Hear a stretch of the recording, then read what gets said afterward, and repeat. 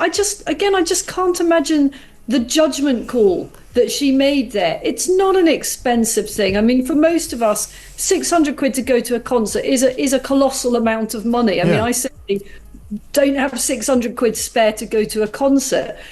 So she must have. How come she didn't think that when she accepted those tickets and thought to herself, this is all going to be okay? I mean, I'll just take that hospitality. I know. You would think it's not a huge amount of money. It's not a huge amount of money in the grand scheme of the kind of figures that she's... What happens when Isabel Oakeshott, yes, the human lie detector with a flamethrower, sets her sights on Keir Starmer and Rachel Reeves? Spoiler alert, it's less Prime Minister in waiting and more political piñata party. If you thought Labour had a plan, wait till you hear what Isabel just dropped. It's messier than a toddler with spaghetti. Get ready, because this roast isn't medium rare, it's incinerated. Brace yourself for drama, delusion, and a double dose of destruction you didn't see coming. Complete and utter joke. You know, these numbers are completely derisory relative to the scale of the problem. And this is Starmer massively on the back foot. You know, his party is currently literally behind Reform in the polls, despite his enormous majority in the House of Commons. He's panicking, and they've rustled up this pathetic stunt. Well, taxpayers are not going to be deceived by this, are they? So there it was, a typical Wednesday in the UK. The trains were late, the weather was having a nervous breakdown, and Keir Starmer was somewhere nodding earnestly at a policy he didn't believe in. And just when the political scene couldn't get any more beige, Isabel Oakeshott waltzed in like a fox in a henhouse, armed with facts, fury, and a level of contempt typically reserved for soggy chips. Whereas with winter fuel allowance, you know, we're already having a very cold snap of weather. It's only November. There will be some really awful tales about how this has impacted people who would naturally be Labour voters. I think that when the history books are written about what went terribly wrong with this government very, very quickly, this will be one of the key things. I thought that they would U-turn on this, or at least in some way water it down. Let's be clear, Isabel didn't come to debate, she came to do what the Labour front bench refuses to do to itself, a full-body audit with industrial strength sarcasm.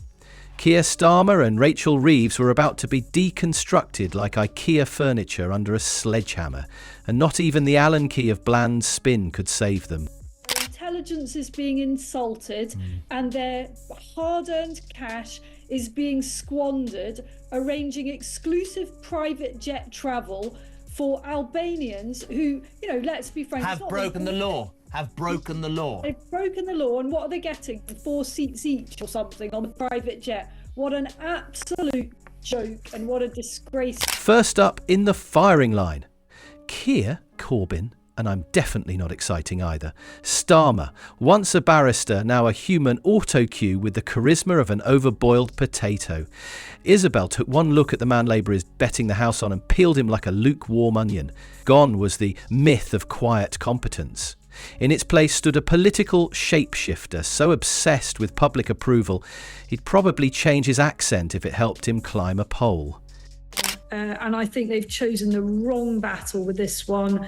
A very, very foolish fight to have. And honestly, nobody believes them when they wittering on about this 20 billion black hole, because they can easily find many, many billions to spend elsewhere, can't they? And there would have been ways of making up that alleged shortfall, which were not so punitive on the people who can least.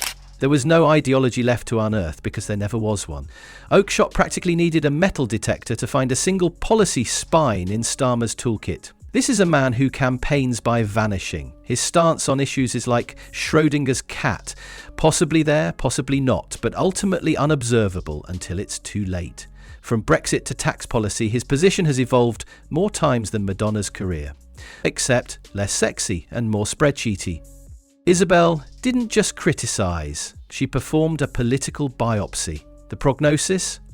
Terminal centrism with complications of chronic flip-floppage. She compared his leadership strategy to a game of hide-and-seek where he's hiding from himself. And then came the part where she skinned Rachel Reeves alive with the dry wit of someone who's been waiting years for this moment. Rachel Reeves, the economic sorceress who promises to conjure a nation-saving budget out of tax rises so gentle they may as well be love taps. Reeves has carefully crafted an image, smart, moderate, serious. But Isabel wasn't buying the act. In fact, she ripped through it with the ferocity of a cat let loose on a roll of toilet paper. I haven't talked about this referendum idea with Richard, and what I can say from watching and hearing that clip is that's not him calling for a referendum. I think he was asked what does he think about the idea, and he said, oh, well, if it means that we can actually talk about it in a safe space, then maybe that would be a good thing.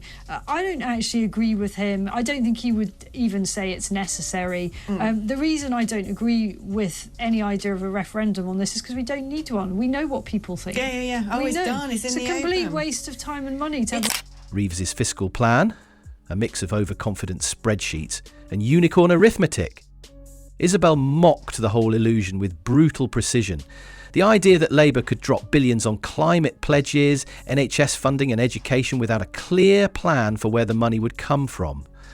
It was like watching someone plan a wedding with Monopoly money. Sure, it's adorable, until the caterer asks for a deposit, and Reeves' insistence on presenting herself as a bastion of economic responsibility.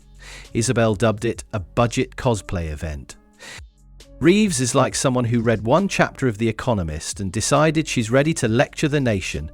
All deliverables, no deliverance. Isabel skewered the pair as the poster children of political caution. Their version of boldness was promising to paint No 10 slightly more beige. While the public wants action, vision, or at the very least a memorable quote, Labour under these two has become a cult of not being the Tories. The word change features heavily in Labour's slogans, but Isabel pointed out that if this is change, then it's the kind you find under the sofa cushions. Every time Labour rolls out a new policy promise, it's accompanied by more disclaimers than a late-night infomercial. I think there's going to have to be a very, very thorough inquiry into how this, what could have been a kind of, sounds as if it could have been a fairly contained mishap, turned into a total catastrophe with huge consequences for vast numbers of people who were trying to go to important places that day. I'm genuinely still exercised by the fact that the CEO chose to go to bed that night. Under Isabel's gaze, their political courage was exposed as pure illusion. Starmer wouldn't take a controversial stance if it were gift-wrapped by a focus group and hand-delivered by Tony Blair's ghost. And Reeves? She'd rather spend 2 years building consensus among 5 economists than take a stance that might provoke a Daily Mail headline. Then there was the image obsession. Labour has become a branding agency masquerading as a political party. Isabel mocked their strategy of running every statement through 3 PR filters and a risk committee. Nothing is said unless it's been massaged, dry cleaned and deemed safe by someone named Gareth in comms. Starmer and Reeves present themselves like the couple in an advert for mid-range insurance. Competent, pleasant and utterly forgettable. According to Isabel, the real tragedy is not their lack of radicalism, it's their lack of basic authenticity. Their speeches could be written by ChatGPT on a particularly boring day. Isabel didn't stop there. She took out the big guns and fired them at Labour's bureaucratic soul. Because behind the photo ops and Twitter posts lies the terrifying reality. Labour's plan is to govern by committee. Oakeshott laid bare the plan to outsource decision-making to civil servants, consultants and unelected quangos with the political imagination of a toaster. Starmer was very interesting too about the atmosphere of mistrust of authorities. He's on the back foot here, trying to justify what many perceive to have been a gigantic cover-up. And he made a powerful case that he couldn't have said more earlier, the government couldn't have said more because it might have derailed the trial. Well, some people will take that and some people won't take that. But where I think he's on the weakest grounds is these sweeping pledges that he's going to do whatever it takes to ensure nothing like this can ever happen again, talking about if there's anything that can be done to root out, the dangers faced by our children, then he'll do it. Well, let me give... Labour's mission, as interpreted by Isabel, is to turn Britain into a well-oiled Excel spreadsheet with a slightly improved pie chart. Reeves dreams of a technocracy so bland it makes Brussels look like Burning Man. And Starmer, he just wants everyone to be quiet and respect his PowerPoint. The true danger, Isabel argued, isn't that they'll wreck the economy or bring socialism to the streets, it's that they'll do absolutely nothing. A Labour government of these two would be one long beige holding pattern. Endless reviews, strategic frameworks, maybe the odd task force if someone gets wild. It's not that they won't act, it's that they can't, because acting would require conviction. And conviction, as we've established, is about as rare in Starmer's Labour. By the end of it, Isabel had reduced Labour's dream team to a soggy lasagne of jargon, hesitation and professional mediocrity. This wasn't a takedown, it was an archaeological dig through a political desert, and all she found were mirages. Her message was clear. If you're pinning your hopes on these two to transform Britain, you might want to keep the receipt. Starmer and Reeves aren't here to disrupt the status quo. They are the status quo, but with slightly more polished LinkedIn profiles. Yeah, absolutely. I mean, if he's netted an income of 300 grand, then he's not short of a 404,000. 404,000. Yeah, but net after tax. I see. Yeah. So if he's netted 300 grand, then he's not short of a few bob to buy his own clothes and his own suits. And I don't know what his wife's earned, but he keeps telling us she works for the NHS, so she's got some income, at least of her own. And yeah, I'm trying to think how he could have got that tax bill down to 25%. I mean, even if he were using, if he's got his own limited company and he was trying to take advantage of every possible kind of expense, I still don't see how he would have got it down. The ultimate punchline: Labour is currently leading in the polls, not because people are inspired, but because the bar has been lowered so far it's now subterranean. As Isabel gleefully pointed out, people are backing Labour out of pure desperation, the political equivalent of choosing instant noodles because the fridge is empty. And while Starmer is busy rehearsing the phrase "we will govern for all Britons," and Reeves is probably embroidering sound money onto throw pillows, Isabel's out here reminding everyone that blandness in a suit is still blandness. She didn't need a debate. She didn't need to shout. She just rolled out the facts, the logic and the kind of sarcasm that makes your bones hurt. Keir Starmer wants to be Prime Minister the way a librarian wants to host a rave, reluctantly, with earplugs, and only if it's in the daytime. Rachel Reeves wants to be Chancellor, but seems more suited to being the head of a local bank that gives talks on pension awareness. Starmer and Reeves aren't just boring, they're a special kind of dangerous, the kind of dangerous that sneaks in quietly, sets up a whiteboard and slowly sucks the life out of national ambition under the banner of sensible governance. Isabel Oakeshott's autopsy doesn't reveal a heartbeat of radical reform, it reveals a husk of leadership being puppeteered by a committee of beige bureaucrats and unelected Oxbridge grads who've never seen the inside of a Lidl, let alone spoken to a human being without a clipboard. His family, likely much traumatised, were refugees to the UK, and who knows what difficulties they brought from Rwanda, where they'd fled the genocide, what trauma they'd been through and how that affected his upbringing. And I think there'll be much more to come out about the Rudakabana family in coming days and what they could have done more to prevent their son from committing this absolute horror. So, yes, Keir Starmer had to make this speech. He did his very, very best to put as robust a face on it as he could over what has undoubtedly been the most incredibly controversial handling of this horror. She paints the bleak picture, a Labour government run not by leaders, but by advisors who look like they've been printed out by a malfunctioning HR department, people who say synergy unironically. The sort of PR alchemists who think you can solve public outrage with a hashtag and a half-hearted apology video. Isabel's take?